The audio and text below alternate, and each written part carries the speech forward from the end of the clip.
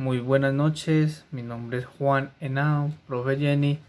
Veo clase con usted los viernes de 4 a 7 p.m. Entonces voy a empezar hablando de la conducta punible. Para hablar de conducta punible, tenemos que decir que se dividen en delitos y contravenciones. Empezamos hablando de los servidores públicos, que para todos los efectos de la ley penal son servidores públicos los miembros de corporaciones públicas, los empleados y trabajadores del Estado y de sus entidades descentralizadas territorialmente y por servicios. Para los mismos efectos se consideran servidores públicos los miembros de la fuerza pública, los particulares que ejerzan funciones públicas en forma permanente o transitoria, los funcionarios y trabajadores del Banco de la República, los integrantes de la Comisión Nacional Ciudadana para la Lucha contra la Corrupción y las personas que administren los recursos de que trata el artículo 338 de la Constitución Política. Modalidades de la conducta punible. La conducta punible es dolosa, culposa o preterintencional.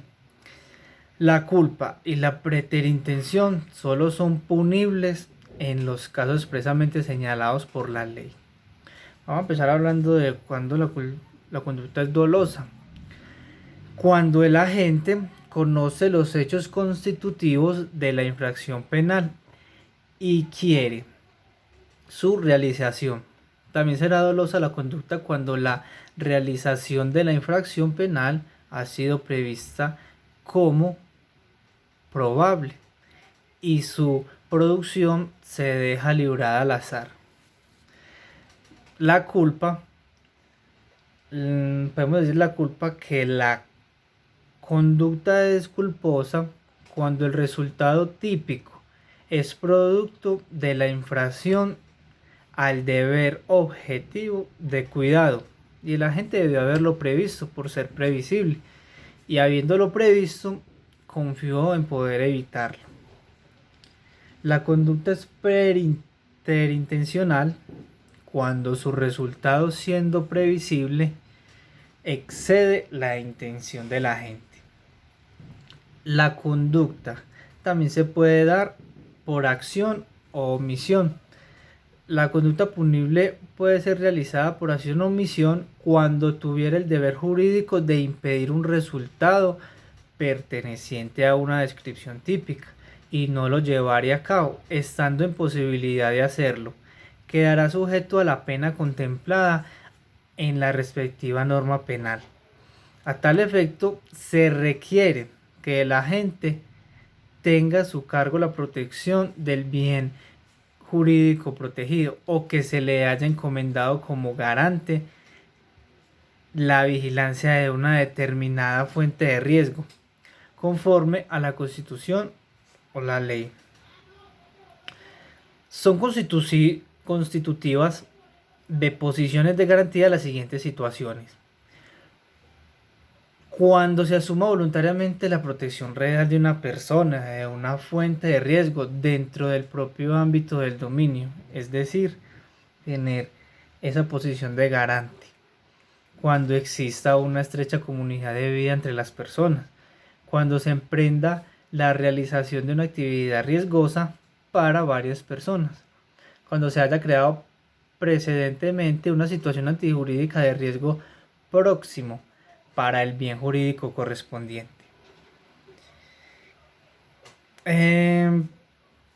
Bueno, tenemos que tener en cuenta que depende de las circunstancias de modo, tiempo y lugar para impugnar la conducta punible.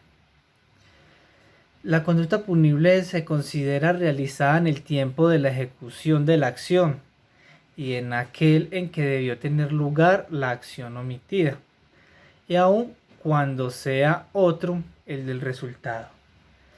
En cuanto a la tentativa, tenemos que decir que la tentativa, el que iniciare la ejecución de una conducta punible mediante actos idóneos e inequívocamente dirigidos a su consumación, y ésta no se produjere por circunstancias ajenas a su voluntad, incurrirá en pena no menor de la mitad del mínimo, ni mayor de las tres cuartas partes del máximo de la señalada para la conducta punible consumada. Cuando la conducta punible no se consuma por circunstancias ajenas de la voluntad del autor o partícipe, incurrirá en pena no menor de la tercera parte del mínimo, ni mayor de las 2/3 partes del máximo de la señalada para su consumación, si voluntariamente ha realizado todos los esfuerzos necesarios para impedirla. Tenemos el concurso de personas en la conducta punible. Y aquí tenemos que decir que concurren en un delito o en la realización de un delito los autores y los partícipes. Son autores el autor inmediato, el autor mediato y el coautor. Entonces tenemos que decir que el autor es quien realiza la conducta punible por sí mismo o utilizando a otro como instrumento. Son coautores los que, mediando un acuerdo común, actúan con división del trabajo criminal, atendiendo la importancia del aporte. También es autor quien actúa como miembro u órgano de representación autorizado o de hecho de una persona jurídica, de un ente colectivo sin tal atributo o de una persona natural cuya representación voluntaria se detente, y realiza la conducta punible, aunque los elementos especiales que fundamentan la penalidad de la figura punible respectiva no concurran en él, pero sí en la persona o ente colectivo representado. Son partícipes el determinador y el cómplice. Quien determine a otro a realizar la conducta antijurídica incurrirá en la pena prevista para la infracción, y quien contribuya a la realización de la conducta antijurídica o preste ayuda posterior por cierto previo o concomitante a la misma, incurrirá en la pena prevista para la correspondiente infracción, disminuida de 1/6 parte a la mitad. El interviniente también es un partícipe, y el interviniente quiere decir quien, no teniendo las cualidades especiales exigidas en el tipo penal, concurra en su realización. Se le rebajará la pena en 1/4 parte. En el concurso de conductas punibles, el que con una sola acción o omisión, o con varias acciones o omisiones, infrinja varias disposiciones de la ley penal o varias veces la misma disposición, quedará sometido a la que establezca la pena más grave, según su naturaleza, aumentada hasta en otro tanto, sin que fuere superior a la suma aritmética de las que correspondan a las respectivas conductas punibles debidamente dosificadas cada una de ellas. Cuando cualquiera de las conductas punibles concurrentes con la que tenga señalada la pena más grave contemplare sanciones distintas a las establecidas en esta, dichas consecuencias jurídicas se tendrán en cuenta a efectos de hacer la tasación de la pena correspondiente. Hay ausencia de responsabilidad cuando, en los eventos de caso fortuito y fuerza mayor, se actúe con el consentimiento válidamente emitido por parte del titular del bien jurídico, en los casos en que se puede disponer del mismo, cuando se obre en estricto cumplimiento de orden legítima de autoridad competente emitida con las formalidades legales. No se podrá reconocer la obediencia debida cuando se trate de delitos de genocidio, desaparición forzada y tortura. Cuando se obre también en legítimo ejercicio de un derecho, de una actividad lícita o de un cargo público. Cuando se obre por la necesidad de defender un derecho propio o ajeno contra injusta agresión actual o inminente, siempre que la defensa sea proporcionada a la agresión. Se presume la legítima defensa en quien rechaza al extraño que indebidamente intente penetrar o haya penetrado en su habitación o dependencias inmediatas. Cuando se obre por necesidad de proteger un derecho propio o ajeno de un peligro actual o inminente, inevitable de otra manera, que el agente no haya causado intencionalmente o por imprudencia y que no tenga el deber jurídico de afrontar. Cuando se obre bajo insuperable coacción ajena, se obre también impulsado por medio insuperable. Cuando se obre con error invencible de que no concurre en su conducta un hecho constitutivo de una descripción típica o de que concurren los presupuestos objetivos de una causal que excluya la responsabilidad. Si el error fuere vencible, la conducta será punible cuando la ley la hubiere previsto como culposa. Cuando se obre con error invencible de la licitud de la conducta. Si el error fuere vencible, la pena se rebajará a la mitad. Hay inimputabilidad cuando quien en el momento de ejecutar la conducta típica y antijurídica no tuviere la capacidad de comprender la licitud o de determinarse de acuerdo con esa comprensión por inmadurez psicológica, trastorno mental, diversidad sociocultural o estados similares. Tampoco será inimputable el agente que hubiere preordenado su trastorno mental.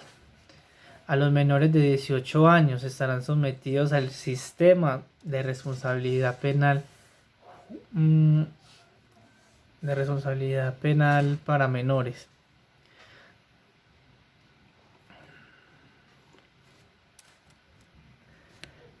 De las penas, sus clases y sus efectos. Consecuencias de las conductas, consecuencias jurídicas de la conducta punible.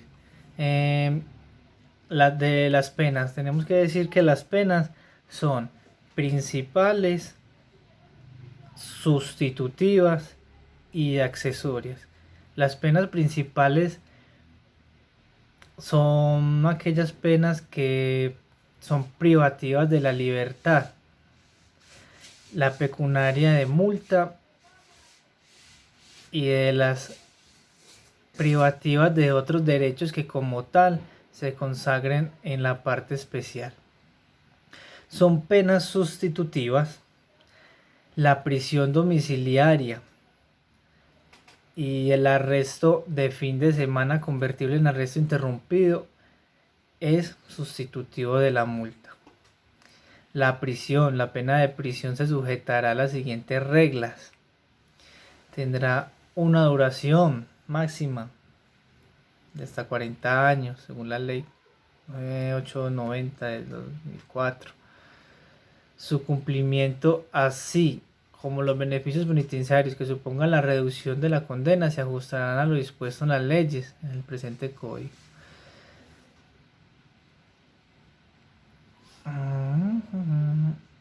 La prisión domiciliaria, como sustitutiva de prisión, se cumplirá en un lugar de residencia o morada del sentenciado o en su defecto en la que el juez determine, excepto los casos en que el sentenciado permanezca al grupo familiar de la víctima, siempre que concurran los siguientes presupuestos.